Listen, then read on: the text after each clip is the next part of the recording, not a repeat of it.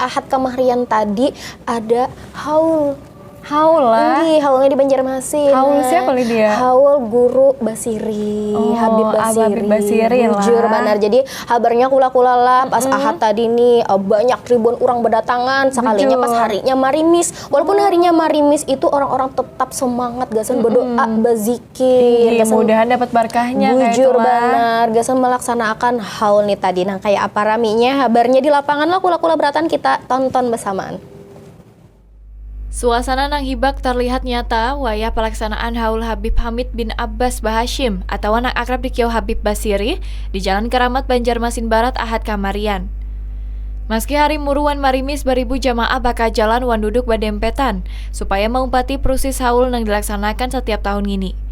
Nang datang kada mahaul melalui jalur darat, ada jua nang datang bertransportasi sungai supaya sampai ke lokasi makam Habib Basiri.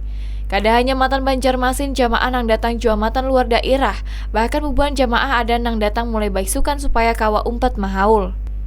Habib Basiri adalah ulama matan Kalimantan Selatan nang dikenal karismatik, rendah hati, bijaksana wan parak wan masyarakat. Beliau menjadi panutan menyabarakan ajaran Islam dengan cinta, kedamaian wan keteladanan. Makamnya di Komplek Kubah Basiri jadi pusat ziarah nang rami didatangi jamaah terutama wayah haul tahunan.